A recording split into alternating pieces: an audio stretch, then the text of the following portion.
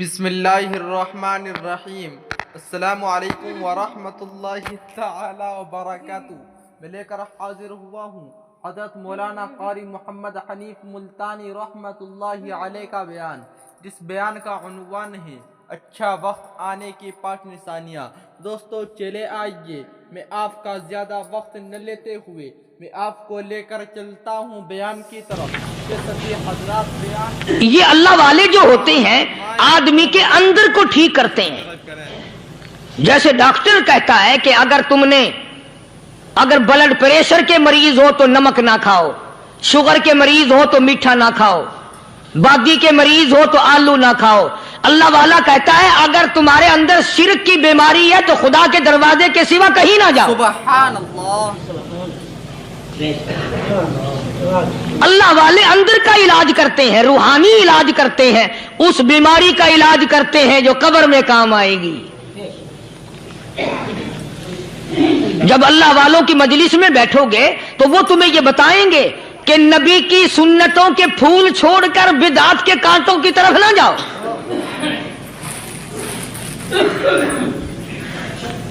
اور ہدایت ہے محمد کریم صلی اللہ علیہ وسلم کی۔ سبحان اللہ۔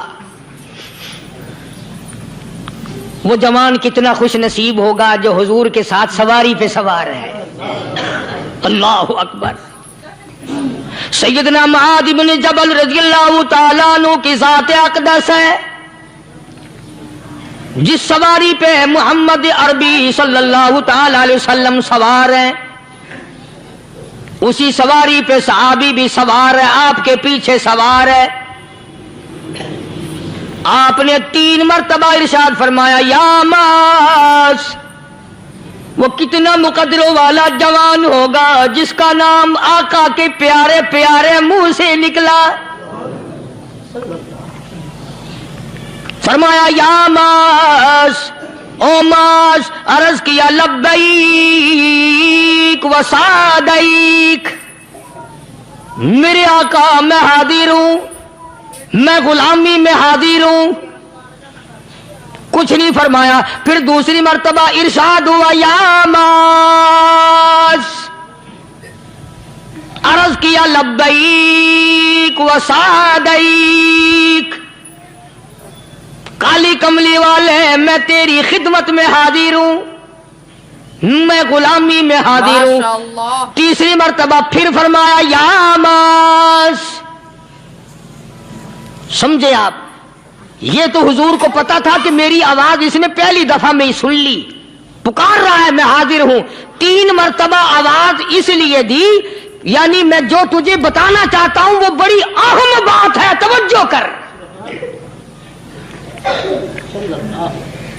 دھیان کر اس بات کی طرف جو میں تجھے بتانے لگا ہوں۔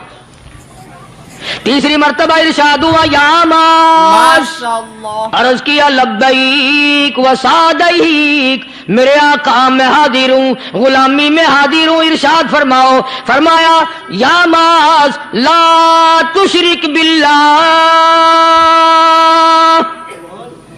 او ماضی مجھ سے ارشاد سن لے، مجھ سے پیغام سن لے، میں محمد کریم صلی اللہ تعالی علیہ وسلم تجھے بڑی پتے کی بات بتانے لگا ہوں، گر کی بات بتانے لگا ہوں، کوئی حقیقت کی بات بتانے لگا ہوں۔ لا تشرک باللہ،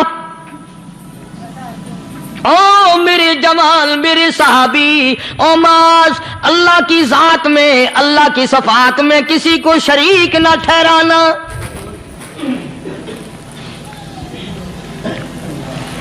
کسی کو بگڑی بنانے والا نہ سمجھنا، کسی کو پریشانی دور کرنے والا نہ سمجھنا، زندہ کرنے والا، مارنے والا، فقیر بنا دینے والا، فقیر کو شہنشاہ بنا دینے والا، اس کے سوا کوئی نہیں۔ چلو ہو گئی بات، فرما دیا آپ نے کہ شرک نہ کرنا۔ اب ہماری بات سنو، ابھی حدیث کا جملہ باقی ہے جو محمد عربی صلی اللہ علیہ وسلم کی زبان مبارک سے نکلا، اہم بات باقی ہے۔ ٹھیک ہے فرما دیا، لیکن اب سوال کرو سرکار مدینہ صلی اللہ علیہ وسلم سے کہ جی اگر کوئی مصیبت کی وجہ سے کر بیٹھے، اگر کوئی پریشانی کے عالم میں آ کے کر بیٹھے، کوئی دکھوں کا مارا ہوا کر بیٹھے، تو صاف فرما دیا، فرمایا او معاذ ان اگرچہ تجھے قتل کر دیا جائے، تیرا ٹکڑا ٹکڑا کر دیا جائے، تیرا قیمہ بنا دیا جائے، اس سے بھی سخت بات آگے فرمائی، او حرقتا، چاہے تجھے جلا کر خاک کر دیا جائے، تیرا قیمہ بنا دیا جائے، تجھے جلا کر راکھ بنا دیا جائے، کسی حال میں بھی تجھے شرک کرنے کی اجازت نہیں۔ اور ایک اور بات میرے سے سن کر پکا کے لے جاؤ، چوری کرنے والا ساری عمر چوری کرتا ہے، لیکن کبھی ایسا دن اس کی زندگی میں نہیں آیا ہوگا جب وہ یہ کہے کہ میں عبادت کر رہا ہوں۔ لاکھ چوری کی ہو، یہ کہے گا کہ میں گناہگار ہوں، چوری کا اپن چلو تمہارے منہ پہ نہیں کہے گا، دل میں کہے گا۔ زنا کرنے والا کبھی نہیں کہتا کہ میں گناہ نہیں کرتا، شراب پینے والا کبھی نہیں کہتا کہ میں گناہ نہیں کرتا، حرام کھانے والا، رشوت لینے والا کبھی نہیں کہتا کہ میں گناہ نہیں کرتا۔ شرک ایسا گناہ ہے، ایسی گمراہی ہے، اس کو بندہ گناہ سمجھ کر نہیں، عبادت سمجھ کے کرتا ہے۔ اور ارشاد فرمایا محمد عربی صلی اللہ علیہ وسلم نے کہ شرک کرنے والے کو توبہ کی توفیق نہیں ہوتی، وہ اس کو برا سمجھے تو توبہ کرے، جب وہ اس کو برا سمجھتا ہی نہیں تو گناہ سمجھتا ہی نہیں تو توبہ کائے کی کرے گا وہ۔ میں عرض کر رہا تھا کہ یہ جو اولیاء کرام ہیں، بزرگان دین ہیں، اللہ والے ہیں، یہ شرک کی لعنت سے آدمی کو بچانے کے لیے ساری زندگی کوشاں رہتے ہیں۔ حدیث پاک میں آتا ہے، ارشاد فرمایا محمد کریم صلی اللہ علیہ وسلم نے کہ جب آدمی گناہ کرتا ہے،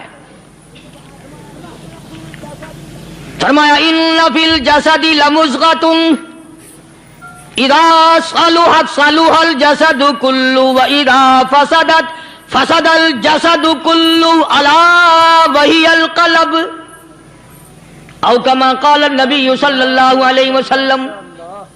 ارشاد فرمایا آدمی کے بدن میں ایک گوشت کا ٹکڑا ایسا ہے کہ جب وہ ٹھیک ہو جائے تو سارا بدن ٹھیک ہو جاتا ہے، جب وہ بگڑ جائے تو سارے بدن کا نظام بگڑ جاتا ہے۔ الا وہی القلب، سرکار مدینہ صلی اللہ علیہ وسلم نے فرمایا وہ دل ہے۔ دل آدمی کا سنور جائے تو سارا کچھ سنور گیا، دل بگڑ گیا تو سب کچھ بگڑ گیا۔ ریاکاری دل سے پیدا ہوتی ہے، تکبر دیکھنے میں نہیں آتا، دل میں پیدا ہوتا ہے، فخر دل میں پیدا ہوتا ہے، عجب اور خودبینی دل میں پیدا ہوتی ہے۔ تو آقا مدنی صلی اللہ علیہ وسلم نے فرمایا کہ آدمی کا دل جو ہے وہ سفید ہوتا ہے، بالکل سفید ہوتا ہے۔ جب بندہ گناہ کرتا ہے تو ایک چھوٹا سا سیاہ کالا نقطہ اس کے دل پہ لگ جاتا ہے، پھر دوسرا گناہ کرتا ہے، پھر دوسرا نقطہ لگ جاتا ہے، پھر تیسرا گناہ کرتا ہے، پھر تیسرا نقطہ دل پہ لگ جائے، حتیٰ کہ اس کا دل سارا کالا ہو جاتا ہے۔ اور جب سارا دل کالا ہو جاتا ہے تو اس کے دل کے اندر پھر حق سمجھنے کی گنجائش نہیں رہتی، پھر وہ اتنا بگڑتا ہے کہ خلاف شرع کام کو وہ عبادت کہتا ہے، پھر وہ ڈھول دھماکے کو عبادت کہتا ہے، پھر وہ چمٹا کھڑکانے کو عبادت کہتا ہے، پھر وہ نشہ کرنے کو عبادت کہتا ہے، پھر وہ نماز نہ پڑھنے کو عبادت کہتا ہے، پھر وہ قرآن کے قریب نہ آنے کو عبادت کہتا ہے۔ حالانکہ بزرگوں کا یہ طریقہ کار نہیں۔ سائیں توکل شاہ صاحب سب کا جو رحمت اللہ علیہ، امبالے شہر میں مزار ہے، حضرت کے واقعات میں لکھا ہے کہ جب کوئی عالم، جب کوئی قاری، جب کوئی بزرگ قرآن پڑھتا یا کچھ بیان کرتا، اگر قرآن پڑھتا غلطی کرتا، ہاں یہ بات سمجھ لو کہ سائیں شاہ صاحب جو تھے ان پڑھ تھے، سبحان اللہ، عالم نہ تھے، پڑھے ہوئے نہیں تھے، لیکن اگر کوئی قرآن کی آیت غلط پڑھتا تو سائیں شاہ صاحب جو تھے وہ کہتے کہ تو نے غلطی کی ہے، اور اگر کوئی حضور کریم صلی اللہ علیہ وسلم کی حدیث پاک پڑھتا اس میں کوئی غلطی کر دیتا تو شاہ صاحب فرماتے کہ تو نے غلطی کی ہے۔ تو ایک دن مولویوں نے، عالموں نے، قاریوں نے مشورہ کر لیا اور کہنے لگے آؤ شاہ صاحب سے پوچھیں گے کہ ان کو یہ پڑھے ہوئے تو ہے نہیں، ان کو پتہ کیسے چلتا ہے، آیت غلط پڑھی گئی یا حدیث پاک غلط پڑھی گئی، ان کو پتہ کیسے چلتا ہے؟ تو اللہ والے کی خدمت میں پہنچے اور جا کے یہ سوال کر دیا اللہ والے سے یہ سوال کر دیا.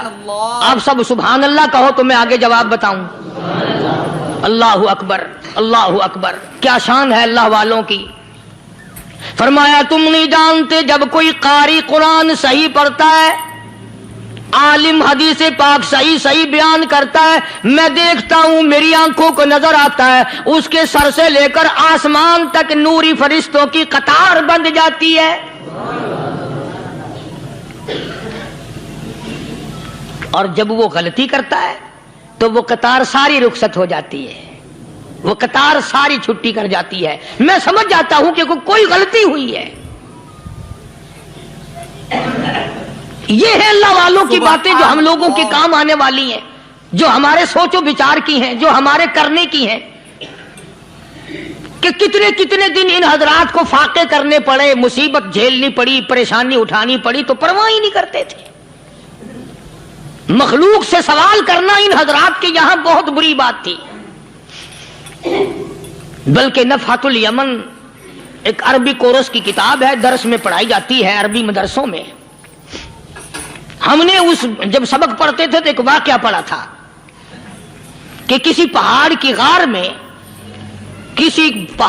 غار میں ایک اللہ والا رہتا تھا اور اللہ اللہ کرتا تھا ہر وقت. اللہ کی طرف سے کھانا آ جاتا تھا اور وہ کھا لیا کرتا تھا. تو خدا امتحان بھی کرتا ہے, آزمائش بھی کرتا ہے. دعا کیا کرو اللہ ہماری آزمائش نہ فرمائے. ہم لوگ آزمائش کے قابل کہاں ہیں. تو اللہ پاک نے جب اس اللہ والے کی آزمائش فرمائی تو 3 دن تک کھانا نہ آیا, 3 روز تک کھانا نہیں آیا. جب نہیں آیا تو بھوک نے ستایا, اور جب بھوک نے ستایا تو پریشانی ہوئی, اور جب پریشانی ہوئی تو دل میں خیال آیا کہ اب میرے لیے سوال کرنا جائز ہو گیا, اب تو میں بالکل بھوک نے تنگ کر دیا مجھے. تو پہاڑ سے نیچے اترے اور جا کر کے ایک مکان پہ سوال کر دیا, اور سوال یہ کیا کہ اللہ نام پہ مجھے کھانا چاہیے. ان گھر والوں نے 3 روٹیاں دے دی, ان گھر والوں نے 3 روٹیاں دے دی, اور یہ اللہ کا ولی لے کے چل دیا. تو جس گھر سے 3 روٹیاں ملی تھی ان کے یہاں ایک کتا بھی تھا, وہ اس ولی کے پیچھے پیچھے لگ گیا اور بھونکار قریب تھا کہ کاٹ کھائے پھاڑ کھائے. اللہ کے ولی نے سوچا کہ یہ تو بڑا ظالم کتا پیچھے لگ گیا, 1 روٹی اس کو پھینک دوں, 2 مجھے کافی ہو جائیں گی, یہ پڑا اس کی ہلے لگ جائے گا, مشغول ہو جائے گا, میں نکل جاؤں گا. یہ کتاب کی بات ہے, حدیث کی نہیں. تو نفحۃ الیمن کتاب میں واقعہ یوں لکھا کہ کتا 1 روٹی کھا کے پھر بھاگ کے اس ولی کو مل گیا اور بہت بھونکار کاٹنے کے قریب ہوا. تو پھر اللہ کے ولی نے سوچا کہ یار 1 ہی روٹی کافی ہو جائے گی, یہ تو پھر ظالم پیچھے ہو گیا. اس نے دوسری روٹی بھی اس کو پھینک دی. اللہ کی شان, کتا دوسری روٹی کھا کر کے پھر ولی کے پیچھے پیچھے. اس نے سوچا ایسی روٹیوں سے تو یوں ہی بھلے, وہ تیسری بھی پھینک دی. کتے نے تیسری بھی کھا لی, اور جب تیسری روٹی کھا کے کتا بھونکا, اب ولی کھڑا ہو کر غصے میں آ گیا اور کہنے لگا او کتے تجھے شرم نہیں آتی. عربی کا لفظ ہے وَمَا عَدِيمُ الْحَيَا, اور بغیرت کمینے, تیرے مالک نے 3 روٹیاں دی تھی, جس دروازے پہ تو رہتا تینوں کھا لی, پھر بھی بھونکتا ہے. 3 روٹیاں میں نے تجھے دے دی, پھر بھی بھونک رہا ہے.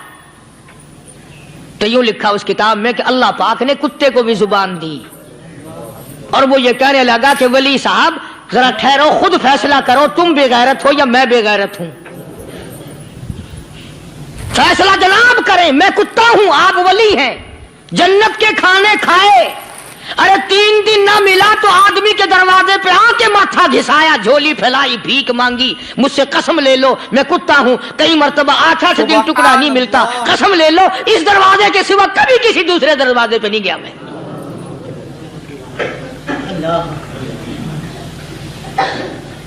تجربہ کر لو, 3 دن کتے کو ٹکڑا ڈالو, 4تھے دن دم ہلا کر تمہارے پاؤں میں لٹے گا. ساری عمر گزر گئی اس مالک کا دیا ہوا کھاتے ہوئے پیتے ہوئے, آج بھی تجھے اس مالک کا دروازہ سمجھ نہیں آیا. پانی وہ پلاتا ہے, والذی ہوا یطعمنی ویسقین, وَإِذَا مَرِضْتُ فَهُوَ يَشْفِينِ. کتنا کھلاتا ہے، کتنے اعلیٰ درجے کے کھانے کھلاتا ہے، طرح طرح کے کھانے کھلاتا ہے. پالا اس نے، سنبھالا اس نے، زندگی اس نے دی، اولاد اس نے دی، خوبصورت بیوی اس نے دی، گھر آباد اس نے کیا. تھوڑی سی پریشانی آ گئی، اب جا کے قبر کے سامنے جھکا کھڑا ہے. اس مالک سے میرا کام نہیں چلا، او 4 گز زمین میں پڑنے والے، تو میری حاجت روائی کر دے.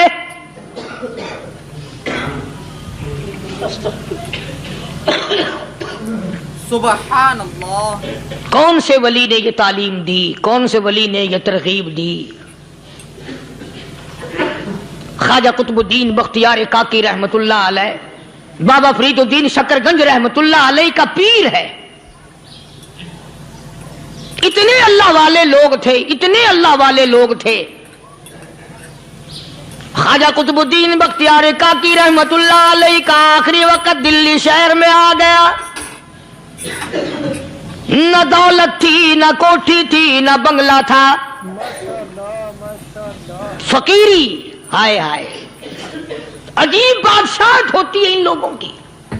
بادشاہ ان کے دروازوں پہ آیا کرتے تھے.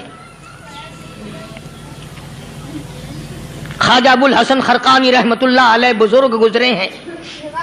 محمود غزنوی کا زمانہ ہے. محمود غزنوی مرحوم بادشاہ نیک آدمی تھا. خواجہ ابو الحسن خرقانی رحمت اللہ علیہ کی خدمت میں آیا اور حضرت نے یوں پوچھ لیا، فرمایا محمود 2-4 دن پہلے بھی تو سنا تھا کہ تم ادھر آئے ہو، مجھ سے مل کے نہیں گئے؟ تو کہنے لگا حضرت سرکاری دورے پہ آیا تھا، سرکاری دورے کی لپیٹ میں اللہ والے کی زیارت کو بے ادبی سمجھتا ہوں. اللہ والے کی زیارت کرنے آؤں، کام کوئی اور لے کر آؤں اور اللہ والے کی زیارت کروں؟ میرے نزدیک یہ بے ادبی ہے. فرمایا آج ارادہ کر کے آئے ہو؟ کہ جی ہاں ارادہ کر کے آیا ہوں. باتیں ہوتی رہی. محمود کہنے لگا حضرت آج بہت بڑا کام لے کر آیا ہوں، دعا فرماؤ. سومناتھ کے مندر پہ حملے کا ارادہ ہے. 70 راجاؤں کی فوج آئیں گی، ماشاءاللہ. 70 بادشاہوں کی فوج آئیں گی، 70 راجا ہندو اپنی فوج لے کر آئیں گے. میں اکیلا مسلمان مقابلے میں آؤں گا. دعا فرماؤ وہ قادر کریم مجھے فتح عطا فرمائے. کیسی نیت لے کر آیا کرتے تھے بادشاہ لوگ فقیروں کے دربار میں. آج تو اگر کسی ولی کے پاس بھی جاؤ گے، میں نے مولانا عبید اللہ انور مدذلو سے پچھلے دنوں عرض کر دیا، میں نے کہا حضرت آپ اپنے گھر میں ہی رہتے ہیں، باہر نہیں نکلتے، کئی دن لوگوں کو نیکی ملے گی، زیارت ہوگی. تو فرمانے لگے قاری صاحب آپ کو کیا پتا ہے، بس اسی کام کے لیے لوگ آتے ہیں. ہماری اینٹ پر دو، ہم نے مکان بنانا ہے، ہمیں دکان کا تعویذ دے دو، ہمارے پیچھے دشمن لگ گیا، ہمارا مقدمہ ہو گیا. اور یوں تو کہنے کوئی بھی نہیں آتا، دعا کر دو اللہ میری قبر میں بھلائی فرما دے.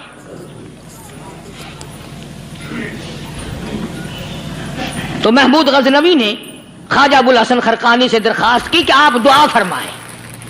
اللہ والے نے دعا بھی فرمائی اور اپنا مسلح دے دیا. یوں فرمایا محمود جب مشکل وقت آ جائے اس مسلح پہ کھڑے ہو کر 2 رکعت نماز ادا کرنا. پتہ چلا کہ اللہ کی مدد جو ہے وہ نماز کے ساتھ ہے.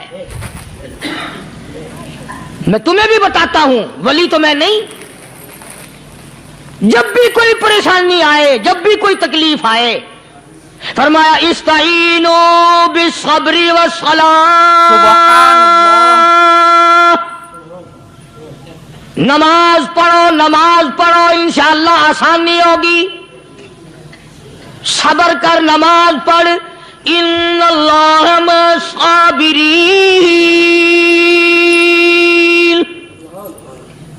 اللہ پاک صبر کرنے والوں کا ساتھی ہے. صبر بھی کرتا جا، نماز بھی ادا کرتا جا. جس سے تیرا بگاڑ ہے یوں بھی سوچتا جا میری طرف سے کوئی ظلم نہ ہو جائے، میں مارا جاؤں گا.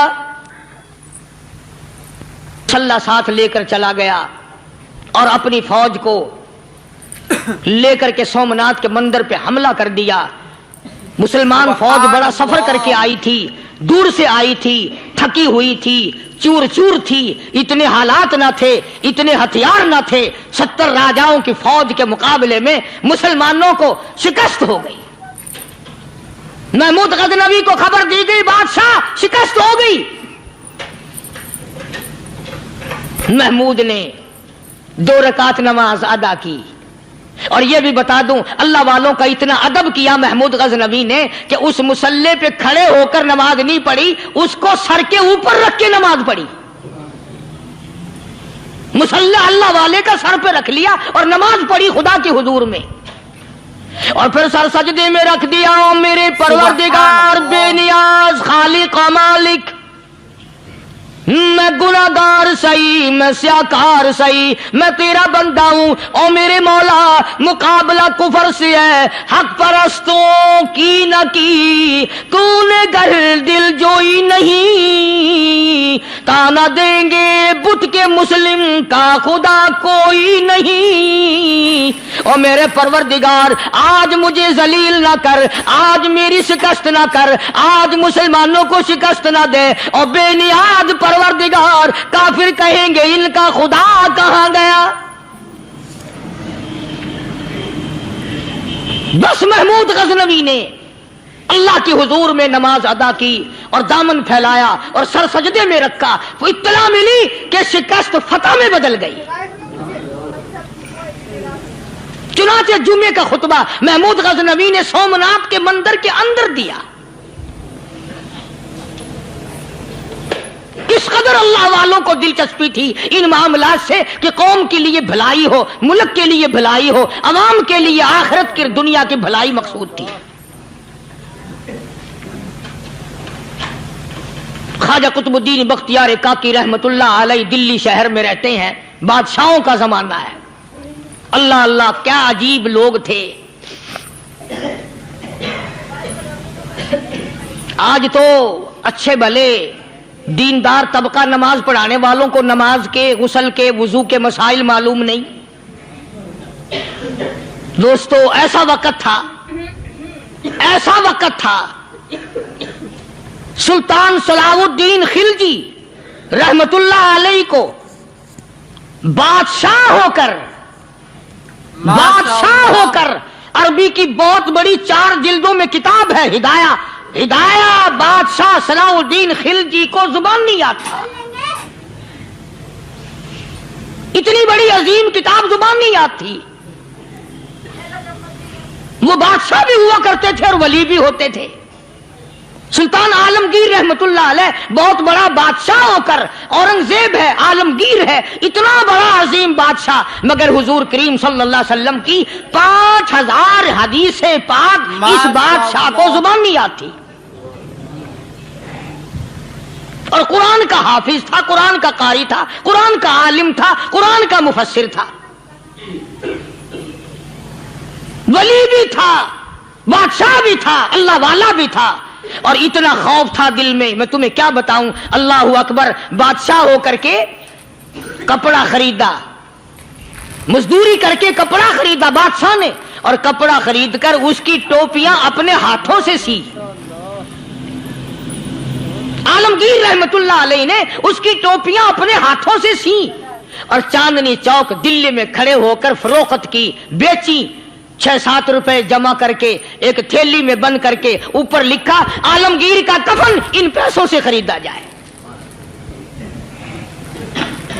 कभी हमने भी सोचा, जो रिश्वत मारने वाला आदमी है, बताओ उसके लिए कफन कहां से अच्छे पैसे तलाश करके लाया जाएगा। रिश्वत का ही कफन मिलेगा ना। सुभान अल्लाह। जो आदमी मिलावट करके पैसे कमाता है, फनकारी करके पैसा कमाता है, दगा और फरेब करके पैसे कमाता है, तो आज हमारा कफन भी सही नहीं, कफन भी दगा वाला, फरेब वाला, मिलावट वाला।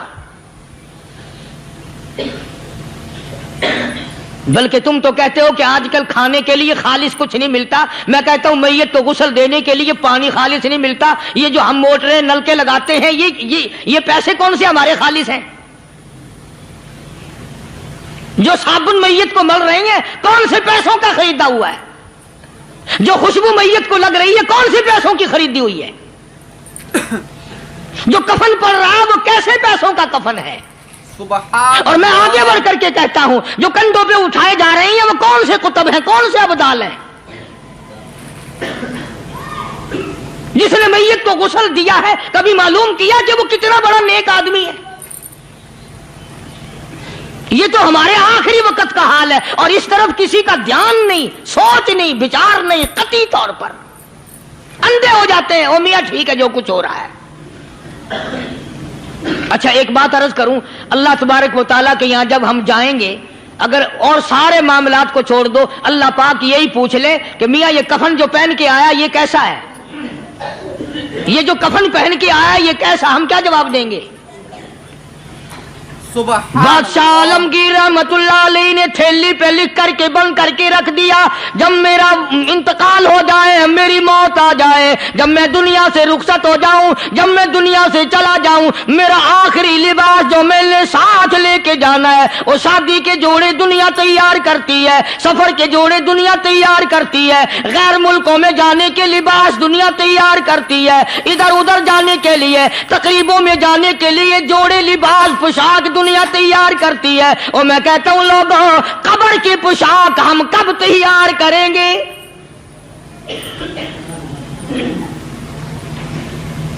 عالمگیر رحمت اللہ علیہ نے خود اپنے کفن کا انتظام کر کے رکھ دیا۔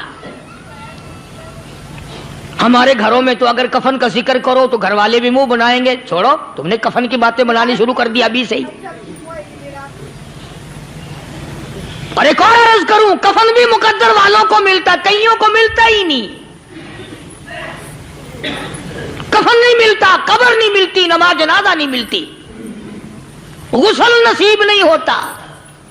مقدری سودے ہیں، نہ یہ دولت سے بات بنتی ہے، اور نہ یہ اقتدار سے بات بنتی ہے، اور نہ یہ سرمایہ سے بات بنتی ہے۔ یہ تو تقدیروں کے مسئلے ہیں جو مالک نے اپنے ہاتھ میں رکھا ہے۔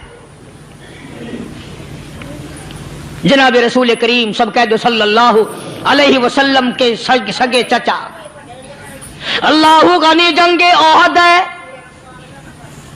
امام الانبیاء محبوب کبریا حضرت محمد مصطفیٰ صلی اللہ تعالی علیہ وسلم کو خبر دی گئی آپ کی حالت بھی زخمی ہے، آپ کا چہرہ انور زخمی ہو گیا، آپ کے چہرے میں خود جو سر پہ اوڑھ رکھا تھا اس کے حلقے کڑیاں چہرے انور کے اندر چلی گئی، نکلتی نہیں، نکالنا چاہتے ہیں، نکلتی نہیں، نکالنے کی کوشش کرتے ہیں۔ ابو عبیدہ بن جراح رضی اللہ تعالیٰ عنہ نے دانتوں میں پکڑ کر وہ حلقہ زنجیر والا کھینچ لیا۔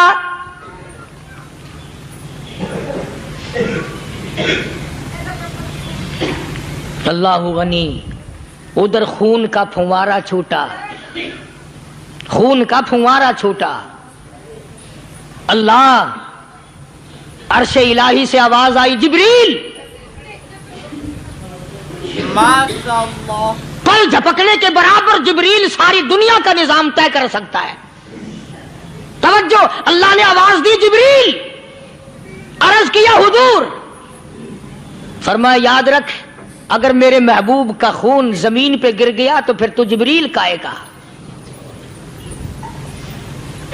سدرۃ المنتہا سے سیکنڈ تو بڑی چیز ہوتی ہے، پل جھپکنے سے پہلے جبریل نے آ کر اس خون کو سنبھالا ہے۔ اتنی عظمت ہے سرکار مدینہ صلی اللہ علیہ وسلم کی اللہ تبارک و تعالیٰ کے یہاں اور ہر پیغمبر کی۔ ابراہیم علیہ السلام کو وقت کے بادشاہ نے منجنیق میں بٹھا کر یوں آگ میں پھینک دیا، اس منجنیق میں سے، پنگوڑے میں سے خلیل نکل چکا۔ آواز آئی جبریل، جواب ملا حضور کہ میرا خلیل کو کیا ہوا؟ حضرت جبریل کو حکم ہوا یاد رکھ اگر خلیل کا ایک بال بھی جل گیا تو جبریل کس کام کا؟ اللہ تبارک و تعالیٰ کے فرشتے نے پہلے پہنچ کر آگ پہ پڑ بچھا دیے۔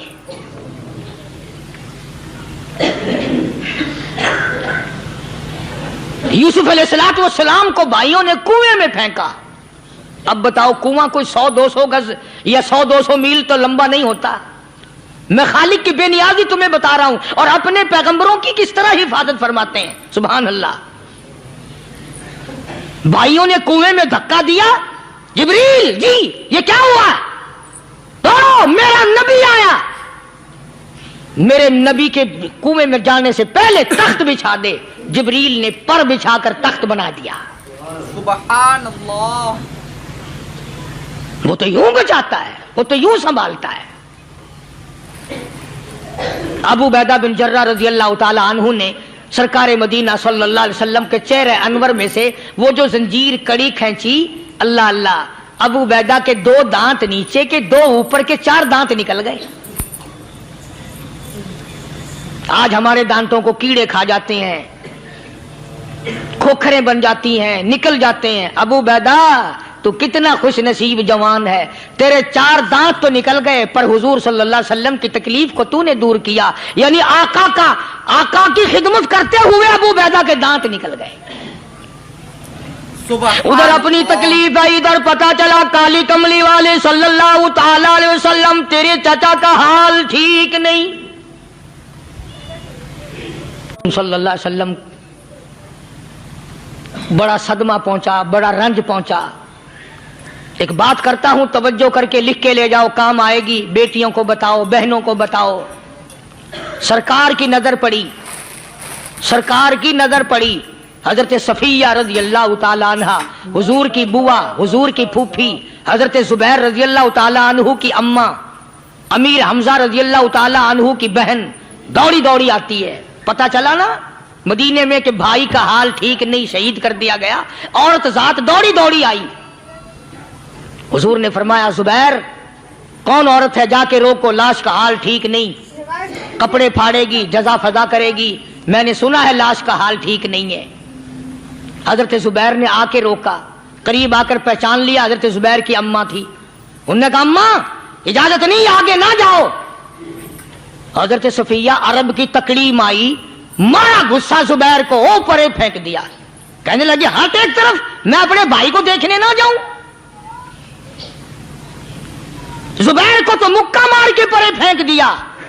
اور لوگوں توجہ کرو, غلام آپ بھی بنتے ہیں, غلام میں بھی بنتا ہوں. خدا کی قسم ٹائم پہ غلامی کا پتہ چلتا ہے. پھر زبیر کہنے لگا اماں حضور نے منع فرمایا, آگے نہ جا, حضور نے منع فرمایا. خدا کی قسم ذمہ داری سے کہتا ہوں, علماء نے لکھا ہے حضرت صفیہ نے جو پیر قدم آگے رکھنے کے لیے اٹھایا ہوا تھا وہ آگے نہیں رکھا, پیچھے ہٹ کے رکھا ہے. میرے نبی کے فرمان کے خلاف نہ ہو جائے, میرے نبی کے ارشاد کے خلاف نہ ہو جائے. اگر خلاف ہو گیا تو میں ماری جاؤں گی. اور وہیں رک گئی, کہنے لگی اور زبیر بیٹے جاؤ, میرے محبوب سرکار مدینہ صلی اللہ تعالی علیہ وسلم سے جا کے کہو میں نے لاش کا حال سن لیا ہے, مجھے سب کچھ پتا چل گیا ہے. جا کے کہو بے شک میں عورت ہوں لیکن گھبراؤں گی نہیں. جب سے میں نے تیرا کلمہ پڑھا ہے میں نے صبر کرنا بھی سیکھ لیا ہے.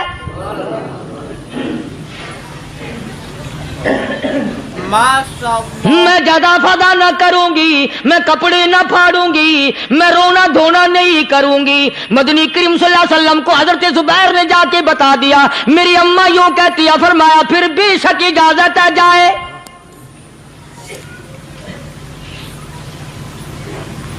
آج کی کوئی مائی ہوتی اتنا حال دیکھ کر بھائی کا نہ جانے ہارٹ فیل ہو جاتا.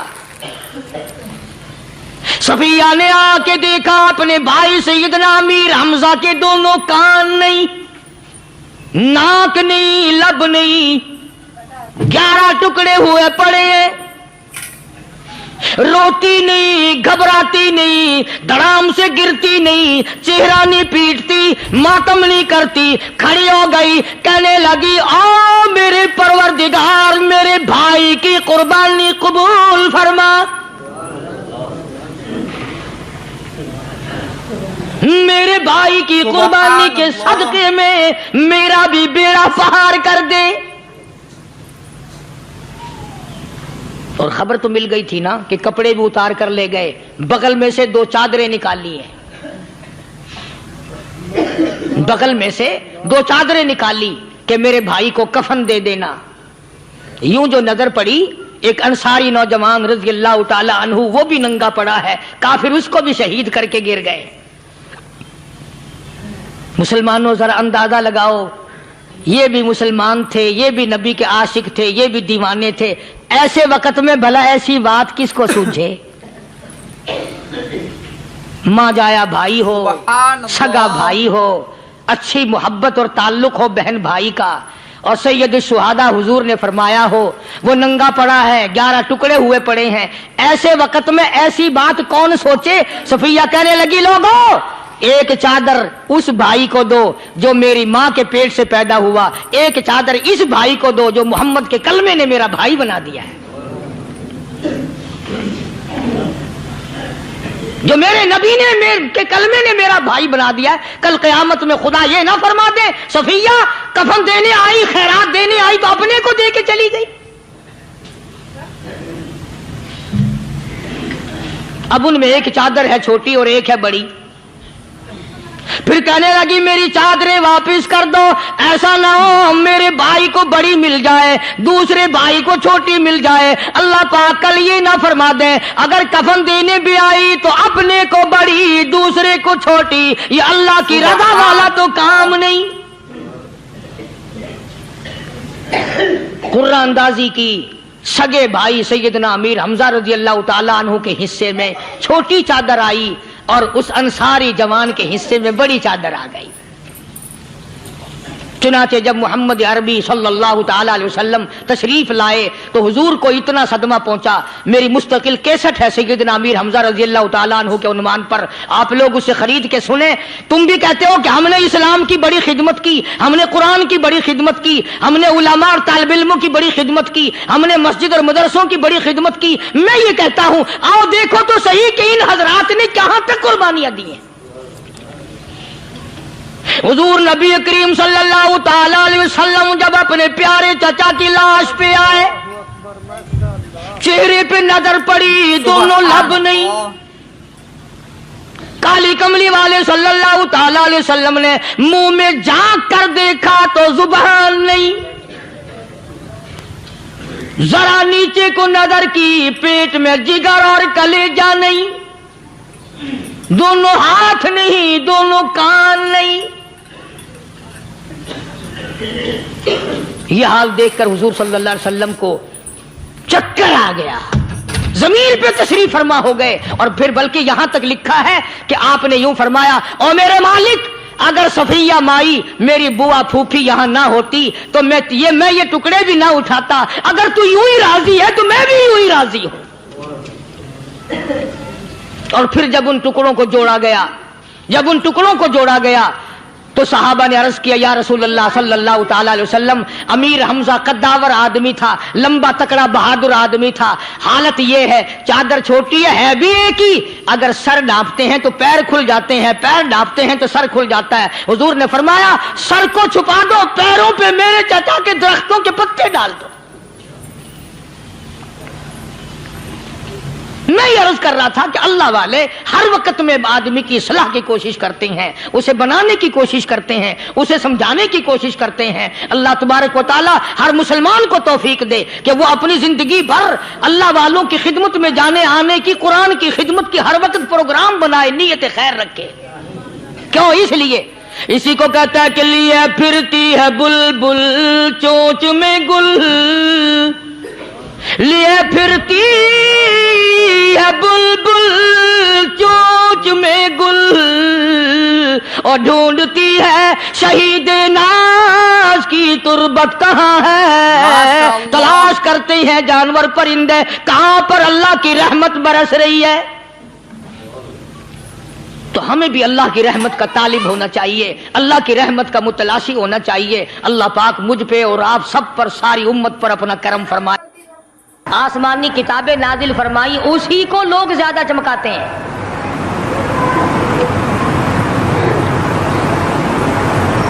خدا اس بات کو گوارا ہی نہیں کرتا کہ میری طرف سے بغیر میرے اعلان کے کوئی ذرہ برابر اعلان کر سکے۔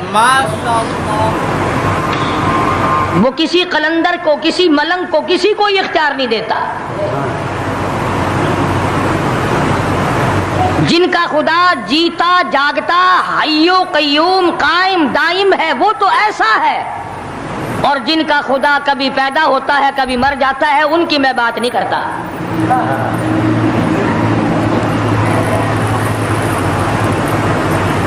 پروردگار عالم نے ایک طریقے کا سوال کر دیا، اگر تم میرے معاملات میں شریک کار بنتے ہو تو آؤ پھر ایک ناخون بنا کے دکھاؤ، ایک بال بنا کے دکھاؤ، درخت کا ایک پتا بنا کے دکھاؤ، پتھر کا ایک روڑا بنا کے دکھاؤ، مٹی کا ایک ذرہ بنا کے میرے سامنے لاؤ۔ پروردگار عالم نے فرمایا چلو تم سے گائے کیا بنواؤں گا، بھینس کیا بنواؤں گا، بکری کیا بنواؤں گا، زمین و آسمان تم کیا بناؤ گے، چاند سورج ستارے کیا بناؤ گے، انسان تو بنانا تمہارے بس کا کام کہاں ہے۔ لَن يَخْلُقُوا ذُبَابًا، تم مجھے مکھی کا ایک پر بنا کے تو دکھاؤ۔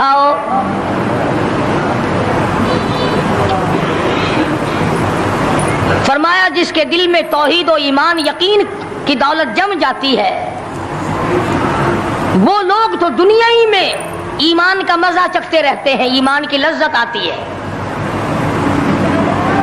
صحابہ اکرام رضوان اللہ تعالی علیہ مجمعین کی جماعت نے دنیا ہی میں جنت کو دیکھا، جنت کی خوشبو سونگھی، کسی کو جنت کی ہوا لگی، کسی نے جنت کا نقشہ دیکھا، کسی کو جنت کا نظارہ کرا دیا گیا دنیا ہی میں۔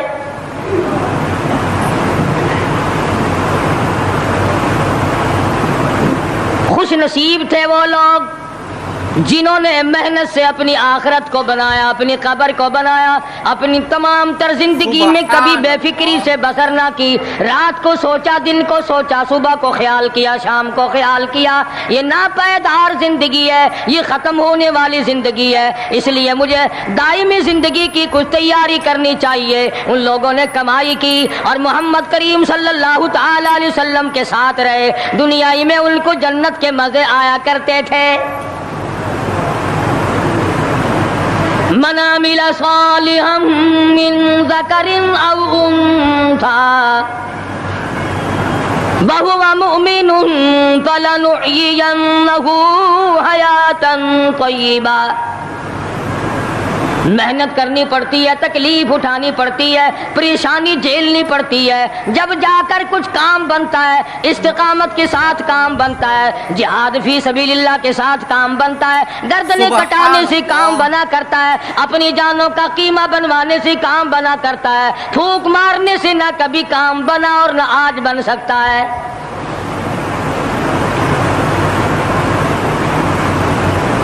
علماء کرام میں بے شمار لوگ اس قسم کے آئے جو استقامت کا پہاڑ ثابت ہوئے۔ ان میں سے بعض نے یہ لکھا ہے کہ بعض مرتبہ کھانے میں ایسا مزہ آتا تھا جیسے جنت کے کھانے کا مزہ آتا ہے۔ شاہ عبد الرحیم صاحب رائے پوری رحمہ اللہ، خدام نے عرض کیا حضرت پورا مہینہ گزر جاتا ہے رمضان المبارک کا، کچھ دو چار نوالے، دو چار لقمے کھا تو لیا کرو۔ تو فرمانے لگے میں اللہ پاک کا قرآن کریم دن کو پڑھتا ہوں، رات کو پڑھتا ہوں، سارا دن تلاوت کرتا ہوں، ساری رات تلاوت میں لگا رہتا ہوں، اور لوگوں تمہیں کیا معلوم ہے جب میں خدا کا قرآن پڑھتا ہوں میرے منہ میں جنت کے پھلوں کا مزہ آتا رہتا ہے۔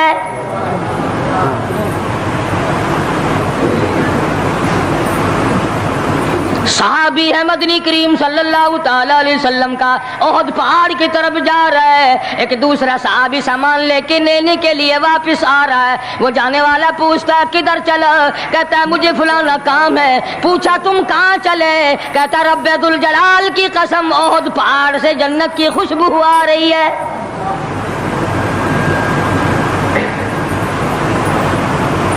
تھے یہ لوگ ارادے کے، استقامت اس قدر مضبوط تھی، دنیا کی کوئی طاقت ان لوگوں کو نہیں ہلا سکی۔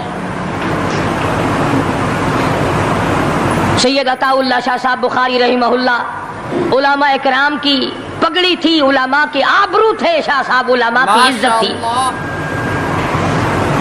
امرتسر میں جلسہ کیا شاہ صاحب نے، اطلاع ملی بہار میں لوگوں نے حسین احمد مدنی کی پگڑی اتار کر جلا دی۔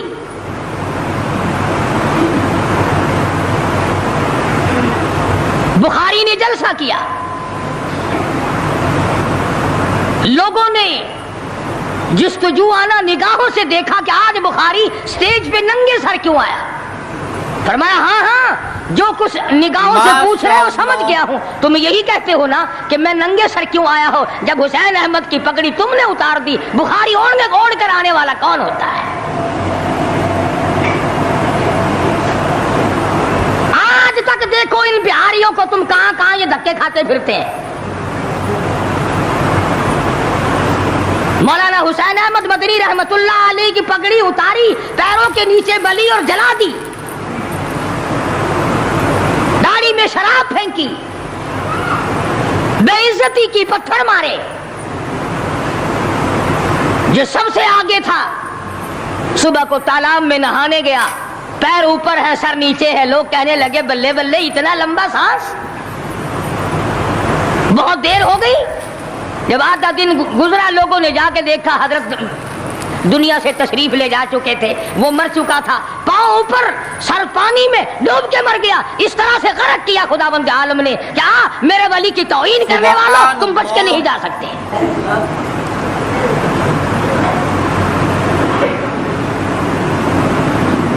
جلندھر کے اسٹیشن پہ مولانا کی توہین کرنے والا یہاں فیصل آباد میں آیا, لوگوں نے اٹھا کر بھٹے کی چمنے میں ڈال کر خاک کر دیا.